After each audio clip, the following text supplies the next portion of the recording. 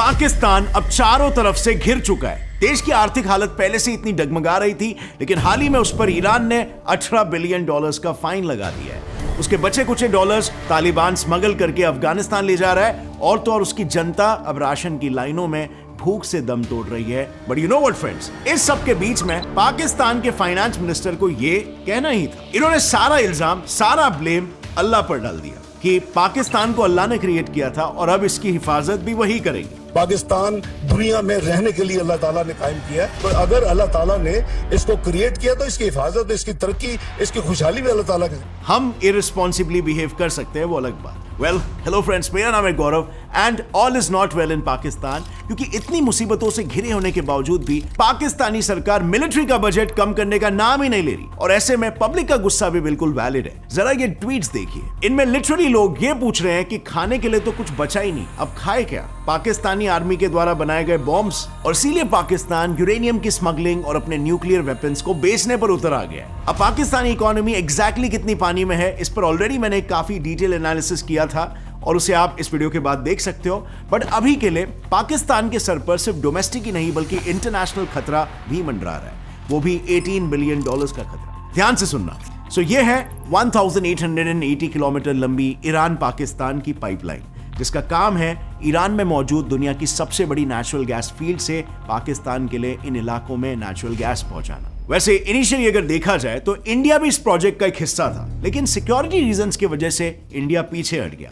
Anyway, सबसे important बात यह है कि इस पाइपलाइन की डेडलाइन थी 2014, और ईरान ने डील के मुताबिक अपने हिस्से की 1100 किलोमीटर की पाइपलाइन ऑलरेडी बना दी, पर पाकिस्तान की साइड पर पाइपलाइन का नामो निशान तक नहीं है। कारण यूएस सैंक्शंस का डर। खैर, इस सब के बावजूद 2019 में ईरान ने पाकिस्तान के साथ एक बार फिर से डील साइन की और डेडलाइन 10 साल आगे शिफ्ट कर दिया 2024।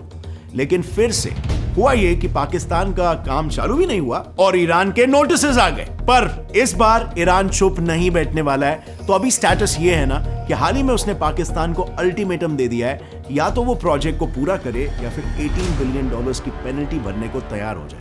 एंड नाउ फ्रेंड्स, प्रॉब्लम ये है कि पाकिस्तान के पास सब कुछ मिला जुला के हार्डली कुछ $4 से $5 बिलियन बचे हैं, तो वो ईरान को $18 बिलियन कहां से देगा? सो सी, ऐसे सिचुएशंस में ना कंट्रीज मैटर को इंटरनेशनल कोर्ट ऑफ जस्टिस यानी कि ICJ में लेकर जाती है। अब मान लो ईरान ICJ में जाए और केस जीत जाए, तो ऐसे में होगा ये कि उसे ईरान में मौजूद पाकिस्तानी एसेट्स जैसे उनकी सरकारी बिल्डिंग्स या एम्बेसी एक्सेट्रा मिल जाएगी, और फिर ईरान उन्हें बेचकर अपने पैसे को वसूल कर सकता है। सो फ्यूचर में ईरान पाकिस्तान के लिए एक बहुत ही बड़ा थ्रेट बन सकता है। बट वेट, पाकिस्तान की समस्या है ना यहाँ पर खत्म नहीं होती। देखो, किसी भी देश के एसेट्स का मेन हिस्सा होता है उसके डॉलर रिजर्व्स, और पाकिस्तान के बचे कुछ रिजर्व्स पर अब तालिबान की भी नजर पड़ गई। सो रिसेंटली पाकिस्तान के करेंसी एक्सचेंज के एक सीनियर ऑफिसर हसन अब्बास का ये बयान आया कि सरकार का फॉरेक्स रिजर्व को लेकर कोई भी प्लान अब काम नहीं कर रहा है, क्योंकि कस्टमर्स मार्केट में सिर्फ और सिर्फ डॉलर्स खरीदने आ रहे हैं। और ऐसा ही अगर चलता रहा तो 2023 तक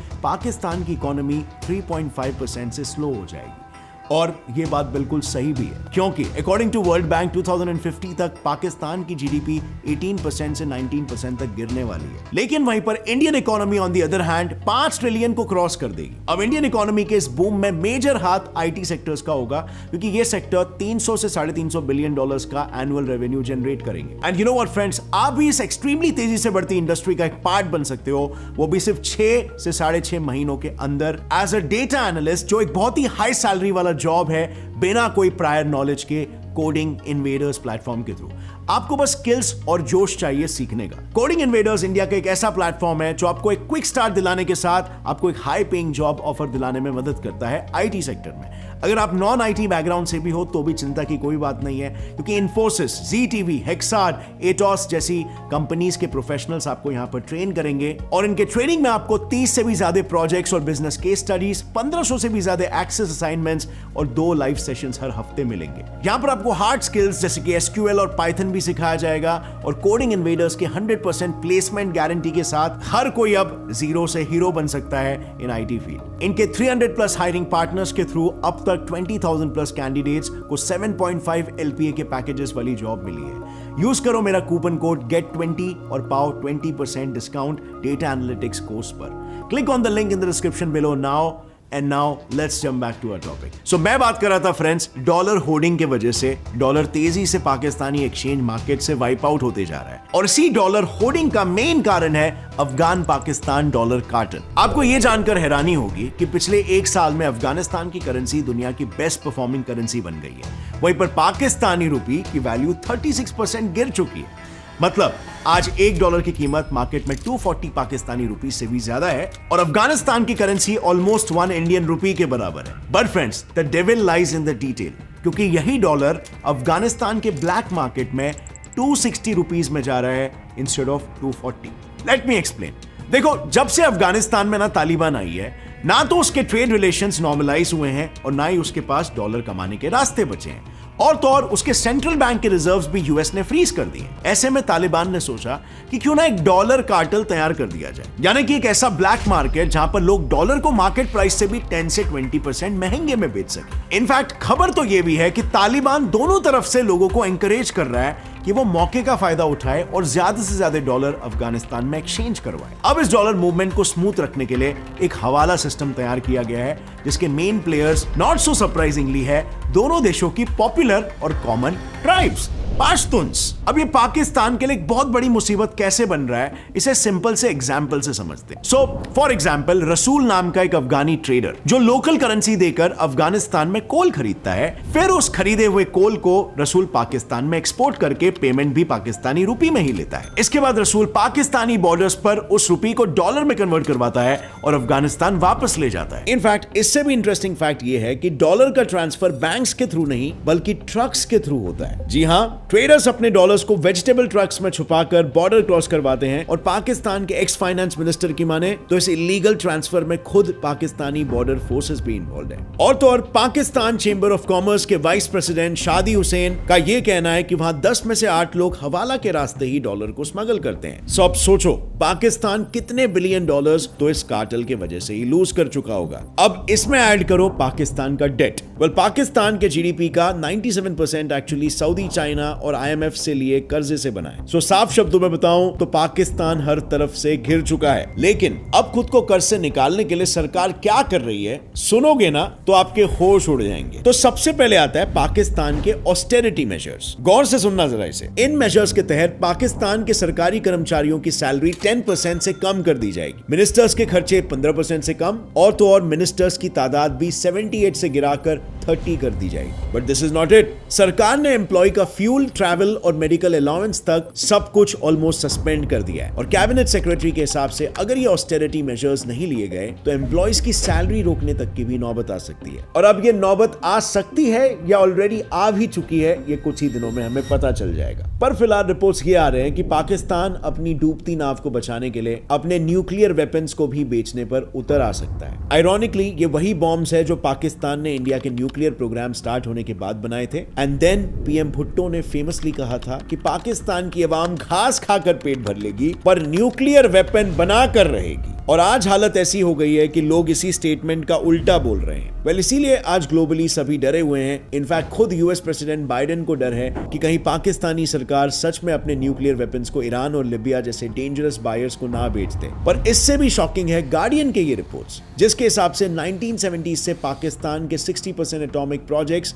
को सऊदी ने फंड किया है, और इसीलिए कहा जाता है कि उसे पूरा राइट है पाकिस्तान के न्यूक्लियर वॉरहेड्स को खरीदने का। कुछ साल पहले खुद सऊदी के प्रिंस ने एक इंटरव्यू में कहा था कि अगर ईरान न्यूक्लियर बॉम्ब्स बनाएगा तो सऊदी भी पीछे नहीं हटेगा। एंड एज यू नो, जब से ट्रंप ने ईरान के साथ पेरिस डील तोड़ी है, ईरान ने यूरेनियम प्रोडक्शन को बढ़ा दिया है, और यही यूरेनियम होता है बॉम्ब्स का मेन इंग्रेडिएंट। अब अगर देखा जाए तो पाकिस्तान के पैर दोनों नाव में है यहाँ पर, क्योंकि पाकिस्तान बॉम्ब बेचे या यूरेनियम, दोनों ही उसके फायदे का सौदा है। इनफैक्ट यूरेनियम स्मगलिंग से पाकिस्तान को कई सालों से पैसा आ रहा है। बट गेस व्हाट, जिस न्यूक्लियर पावर को पाकिस्तान फ्लॉन्ट करते रहता है, असली फैक्ट तो यह है कि यह टेक्नोलॉजी इन्होंने कभी डेवलप ही नहीं की थी। ऐसा वाइडली एक्सेप्टेड है कि AQ खान ने डच लेबोरेटरी से न्यूक्लियर टेक्नोलॉजी चुराई थी। और इससे पाकिस्तान के न्यूक्लियर वेपन्स बनाए गए। यस, ये सब शुरू हुआ जब इंडिया का न्यूक्लियर प्रोग्राम तेजी से डेवलप हो रहा था। तो पीएम भुट्टो ने अपने साइंटिस्टों को किसी भी कीमत पर पाकिस्तान को न्यूक्लियर स्टेटस दिलाने का ऑर्डर दे दिया और इसी मिशन में पाकिस्तान के मेन एसेट थे साइंटिस्ट AQ खान, जो एक डच न्यूक्लियर लेबोरेटरी FDO में टेक्निकल ट्रांसलेटर का काम कर रहे थे। इसी लैब को ज्वाइन किया फ्रिट्ज वीरमैन नाम के एक टेक्निकल फोटोग्राफर ने और कुछ ही समय में खान और वीरमैन अच्छे दोस्त बन गए। अब FDO में एक डच, ब्रिटिश और जर्मन साइंटिस्ट का कंसोर्टियम किसी सीक्रेट न्यूक्लियर प्रोजेक्ट पर काम कर रहा था और इसी दौरान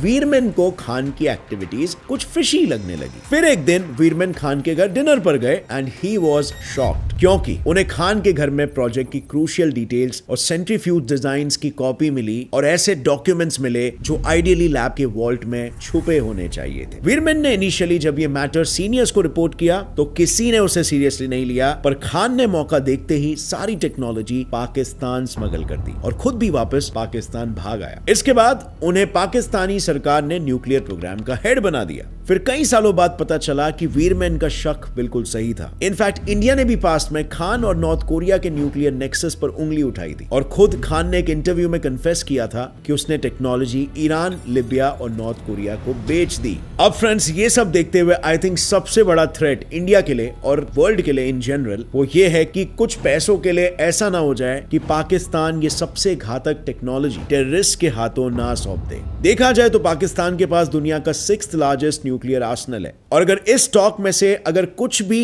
एक्सट्रीमिस्ट के हाथ लग गया तो पूरी दुनिया के लिए खतरा बन जाएगा और इसीलिए आई बिलीव इंटरनेशनल कम्युनिटी को इंटरवीन करना चाहिए और न्यूक्लियर टेक को गलत हाथों में लगने से हर हालत में बचाना चाहिए। और रही बात पाकिस्तान की, तो गॉड फॉरबिड अगर इनकी हालत नहीं सुधरी तो बहुत जल्द इनका बंटवारा हो सकता है। इनके पॉसिबल बंटवारे के बारे में हमने ऑलरेडी इस वीडियो में डिस्कस किया है, तो अगर आपने इसे चेकआउट नहीं किया है तो इसे जरूर देखना, आपको पूरी सिचुएशन समझ में आएगी पाकिस्तान की। और अगर आपको इस वीडियो से कुछ भी नया सीखने मिला, एक लाइक जरूर ठोकना। Gets it live fact channel को अभी सब्सक्राइब कर लो और बेल नोटिफिकेशन दबाओ ताकि आगे आने वाली हमारी कोई भी वीडियो की अपडेट आप मिस ना कर सको। See you next time friends, till then as always stay curious, keep learning and keep growing. जय हिंद।